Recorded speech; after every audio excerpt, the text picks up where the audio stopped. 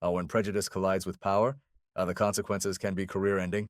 This is the story of a police officer whose assumptions led him down a path he never anticipated toward a confrontation with the very person who would determine his professional fate. The golden hour was painting Sacramento's streets in warm amber hues as another workday drew to a close. Marcus Thompson navigated his sleek sedan through the evening traffic, the soft hum of the air conditioning providing relief from the day's accumulated stress. Classical music drifted quietly from the speakers, a gentle counterpoint to the urban symphony outside his windows. As he approached an intersection, the traffic signal shifted from yellow to red just as he came to a complete stop. That's when the familiar flash of emergency lights blazed to life in his rearview mirror. Followed by the piercing wail of a police siren, Marcus's eyes found the mirror, his expression remaining calm despite a slight furrow of concern. He guided his vehicle to the roadside, lowering his window as the patrol car settled behind him. From the cruiser emerged Officer Derek Mason, a man in his early 30s with a military-style haircut and a badge that caught the fading sunlight. Mason adjusted his equipment belt with practiced confidence as he approached, carrying himself with the swagger of someone accustomed to deference. "I'll need to see your license and registration," Mason stated tersely, his tone carrying an undercurrent of authority that brooked no discussion. Marcus complied immediately, reaching methodically into his glove compartment for the required documents and producing his driver's license with measured movements. He could sense Mason's intense scrutiny, as though the officer were searching for some pretext to escalate the encounter. "Are you aware of the reason for this traffic stop?" Mason inquired, leaning closer to the window frame. I'm not certain, officer," Marcus responded with measured politeness, his voice steady and respectful. "You failed to make a complete stop at that intersection," Mason declared, though a note of uncertainty flickered in his delivery. Marcus nodded thoughtfully. "I understand. I believed I had stopped appropriately, but I acknowledge your observation." Rather than proceeding with the citation truism, Mason lingered, his gaze becoming more penetrating as he studied Marcus with increased attention. This was no longer a routine traffic enforcement action, at least not in Mason's mind. His demeanor shifted subtly but perceptibly, as if he had already concluded that this interaction warranted deeper investigation. The officer glanced down at the license in his possession. "You're not a local resident, are you?" he asked with growing interest. Marcus hesitated momentarily before responding. "I relocated here several months ago. My current address is documented on my license." But Mason's attention had already shifted beyond the traffic violation. His questions began taking on a sharper edge, suggesting his concerns had evolved beyond simple moving violations. Marcus's composed demeanor seemed to agitate him further, and he moved closer to the vehicle. "Where exactly were you heading in such haste?" "Simply returning home," Marcus replied calmly. Though his tone remained even, the subtle shift in the interaction's atmosphere was unmistakable. Mason no longer viewed Marcus merely as a traffic violator. He perceived something else, something that demanded suspicion and further scrutiny. Marcus could feel the mounting tension, but he maintained his composure without flinching. What Officer Mason couldn't comprehend was that this calm exterior wasn't naivety, it was control, and this encounter was only beginning. Mason stepped back deliberately, folding Marcus's documents with theatrical slowness before tucking them into his uniform pocket. He straightened his posture, his expression morphing into something vaguely self-satisfied, as though he had already reached a predetermined conclusion about the man before him. "I'm going to need you to exit the vehicle," Mason commanded. Marcus's grip on the steering wheel tightened briefly, though his facial expression revealed nothing. "May I ask the specific reason for that request, officer?" he inquired, his tone carefully modulated. Mason's lips twitched with what might have been amusement, quickly suppressed. "I've asked you to step out of the vehicle. You don't want to complicate this situation unnecessarily." The implicit threat hung between them like smoke, unspoken, yet crystal clear. Marcus exhaled slowly and opened his door. As he emerged, Mason's eyes swept over him assessingly, taking his measure. Marcus stood slightly taller than the officer, his shoulders broad, but his bearing non-threatening. His well-tailored business suit spoke of professionalism. His polished leather shoes suggested attention to detail and personal standards, yet none of these indicators seemed to register positively with Mason. Mason gestured toward the front of the sedan. "Keep your hands visible at all times," Marcus complied, his movements calm and deliberate. "Is there something specific you're searching for, officer?" Mason's mouth curved into a faint smirk. "Standard procedure. We've experienced some situations in this area recently? One can never exercise too much caution. Marcus turned his head slightly, establishing direct eye contact with Mason.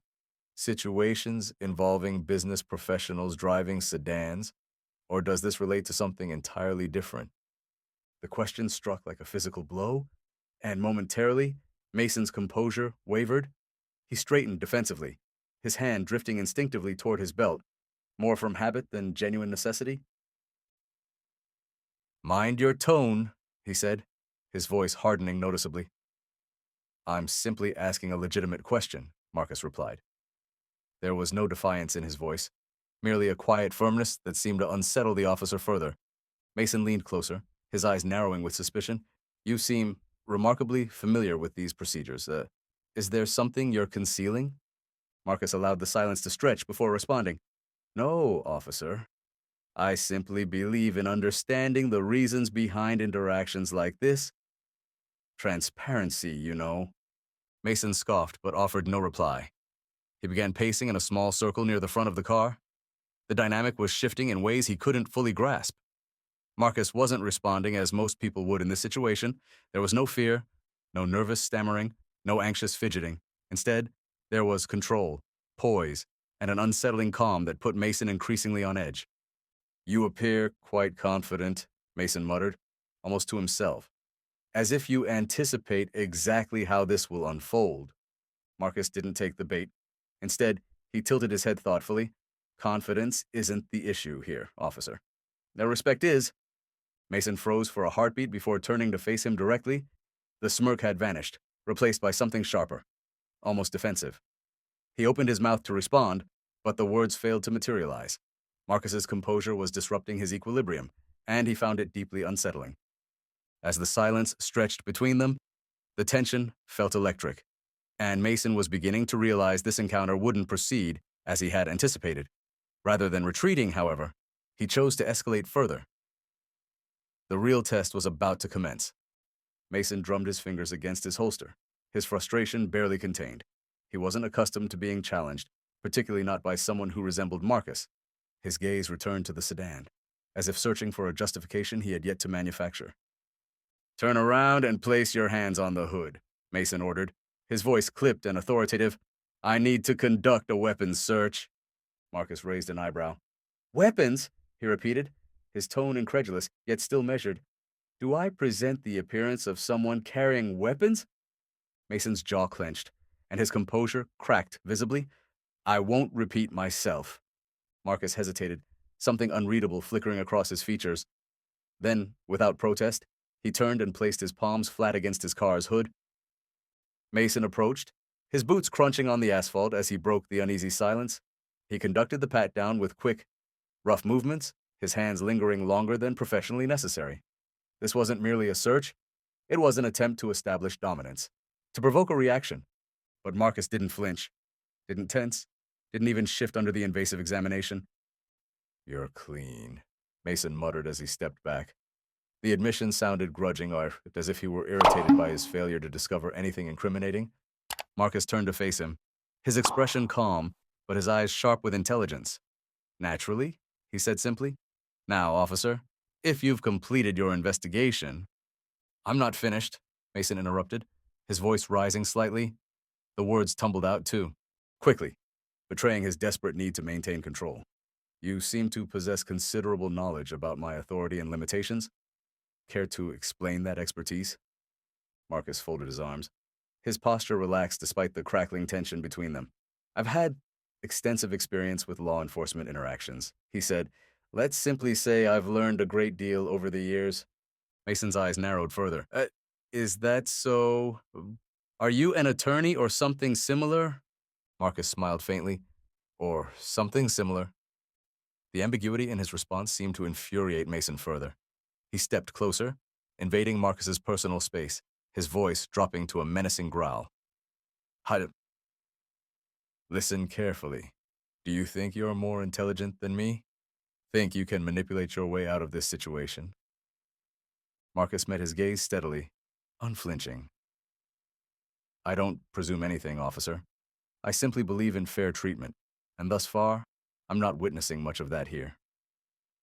The words hung in the air like a challenge, and Mason seized upon them. Fair treatment? You think fairness is what this is about? People like you always. He stopped himself abruptly, the words lingering like smoke even though they remained unspoken. Marcus's expression didn't change, but something about his posture shifted subtly, an unmistakable signal that he had caught exactly what Mason had left unsaid. People like me, Marcus repeated, his voice soft but charged with meaning.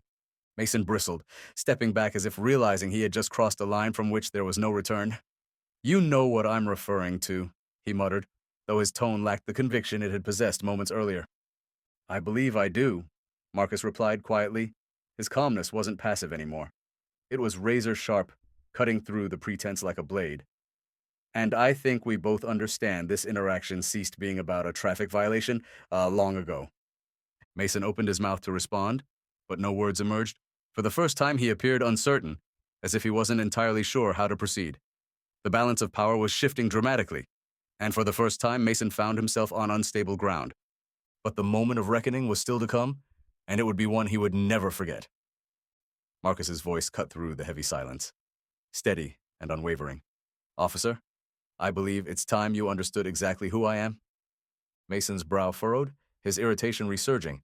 I don't care about your identity, he shot back, though the faint crack in his tone suggested otherwise. Marcus reached into his jacket pocket, his movements slow and deliberate.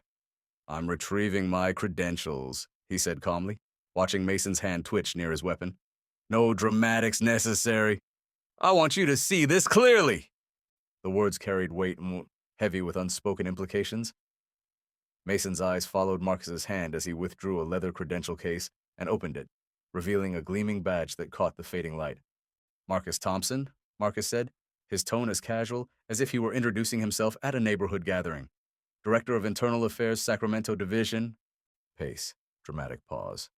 Mason froze completely, his eyes darting between the badge and Marcus's face, searching desperately for some indication that this was an elaborate joke, but there was no humor in Marcus's expression, only quiet authority and a hint of profound disappointment. Internal Affairs, Mason repeated, his voice cracking slightly. Yes, Marcus interrupted, sparing him the difficulty of completing the thought. I supervise officer conduct and behavior. My responsibility is ensuring that those who wear this badge uphold the integrity and values it represents. Mason's face drained of color, his confident demeanor unraveling in real time. He took a small step backward, his hand falling away from his belt as though the weight of his own authority had suddenly become unbearable. Marcus stepped forward, closing the gap Mason had instinctively created. Do you understand what the most disturbing aspect of this interaction has been, Officer Mason? He asked, his voice calm but penetrating. Mason didn't answer. He looked like a man who had just realized he had walked into quicksand and had no idea how to escape. It's not the profiling, Marcus continued, though that's egregious enough.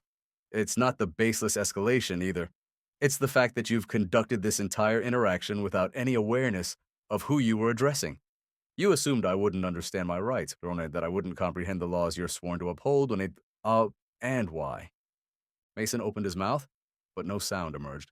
Marcus's gaze bore into him, unrelenting. Because I didn't conform to your preconceptions of someone deserving respect, Marcus finished for him.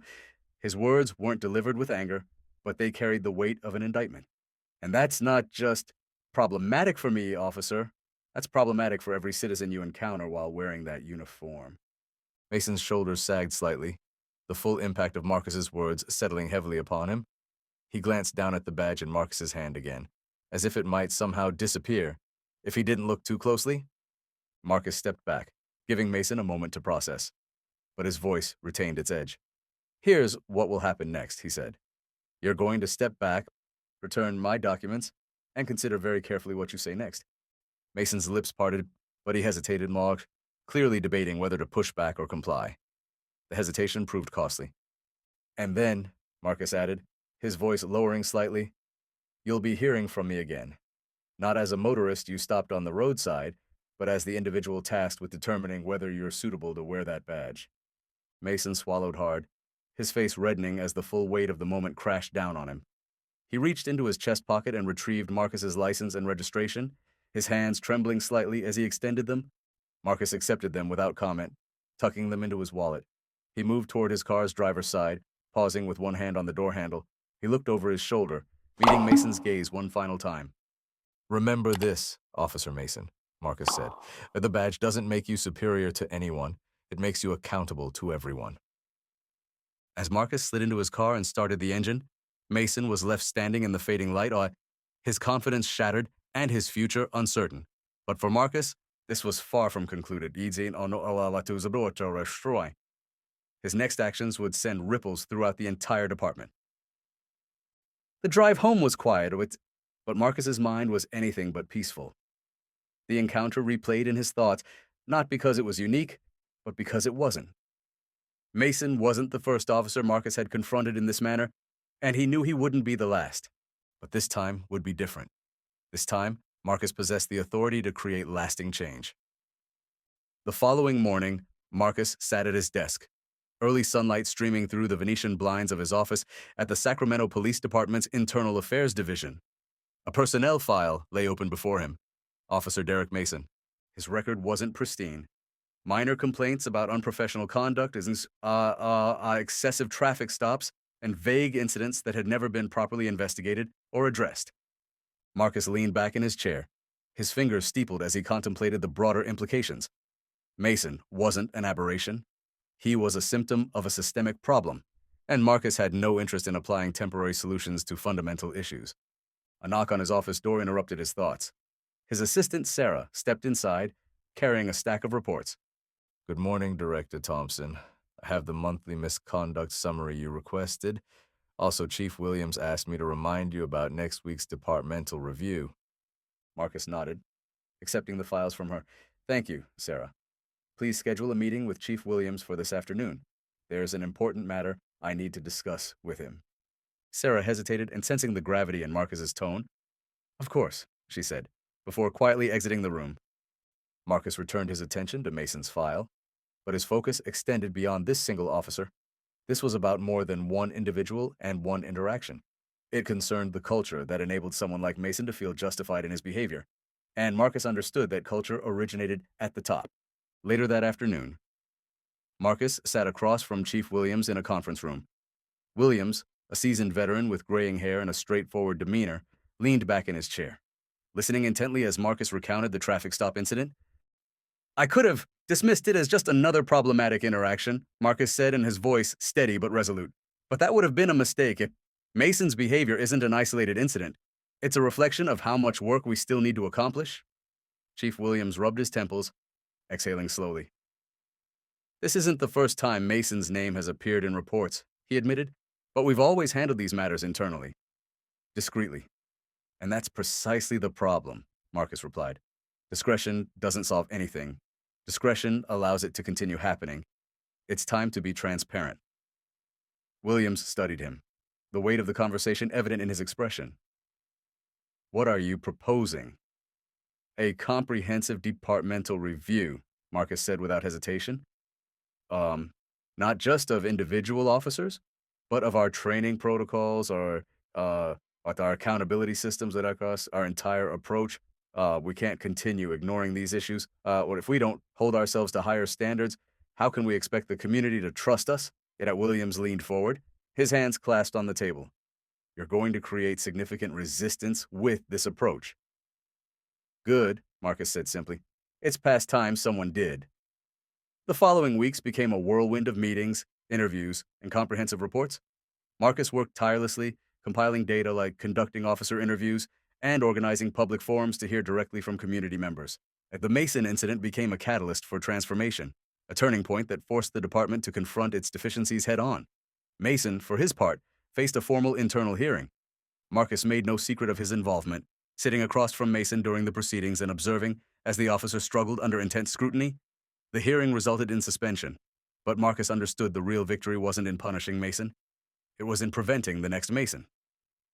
Months later, Marcus stood at the podium during a community event, addressing a room filled with officers, city officials, and local residents. He spoke not of blame, but of responsibility, of the shared obligation to create a system that served everyone.